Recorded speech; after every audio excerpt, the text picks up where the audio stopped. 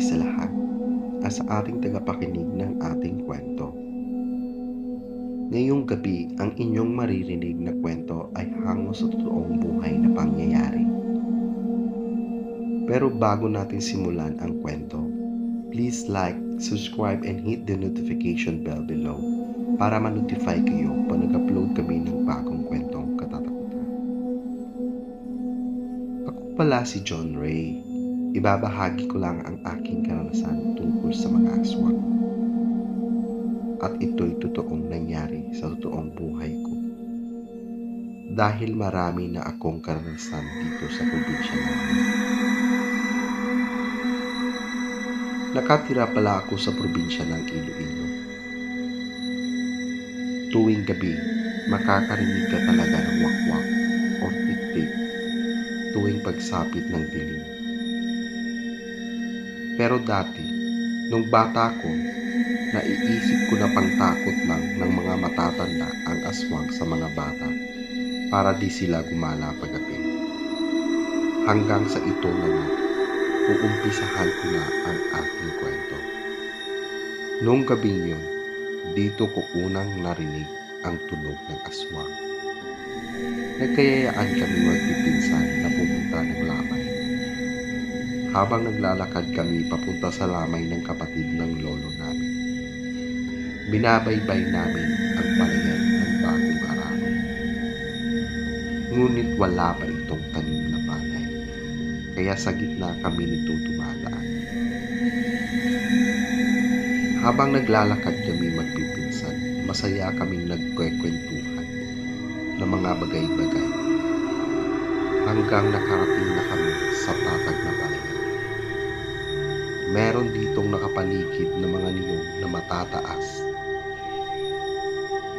Dati, sa panahon namin, di pa uso ang kuryente. Lampara ng digas pa nung mga panahon namin. Habang naglalakad kaming magpipinsan sa kalagitnaan ng dilim, di kami natatakot. Masaya kaming nag-uusap-usap hanggang sa may narinig ang pinsan namin. At bigla kaming natahimik lahat. At sa mga panahon na yan, isa ako sa mga pinakabata sa magpipinsan.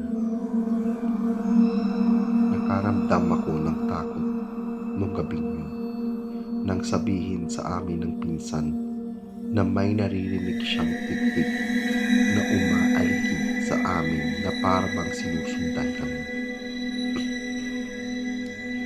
Napayakap ako ng mahigpit at natigil kami sa paglalakad hanggang sa nagkagulo na kami.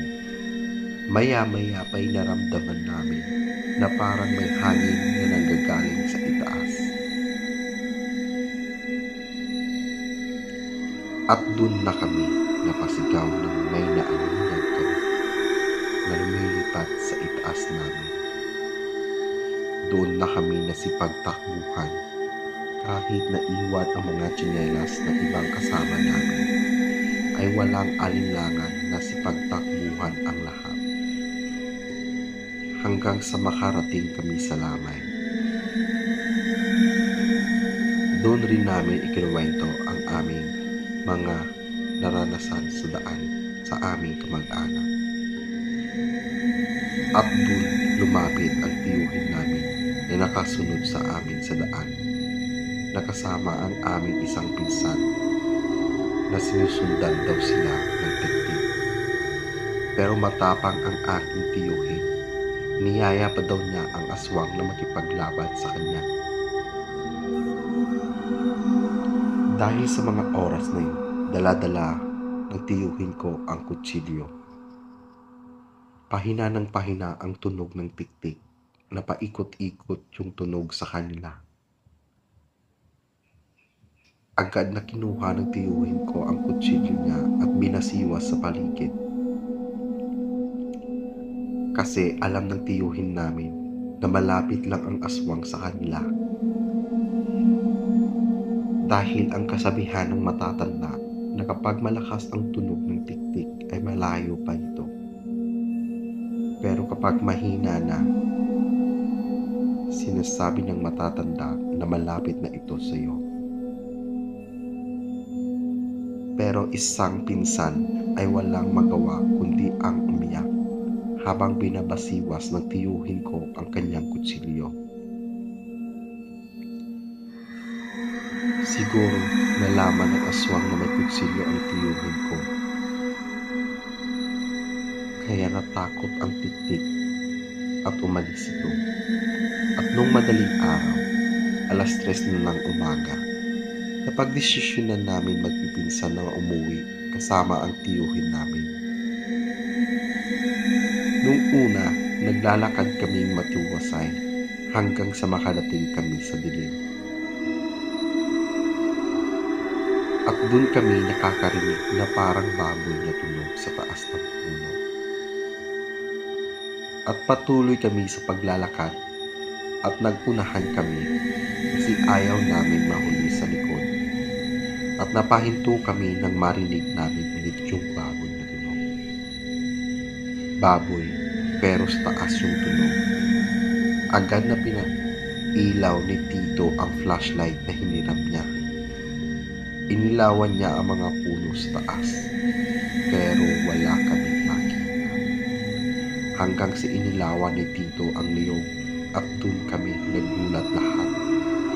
Nagsilakihan ang mata namin nung makita namin ang isang nilalang na mukhang malaking hayop na may pakpak na parang paniki pero sobrang laki na parang tao.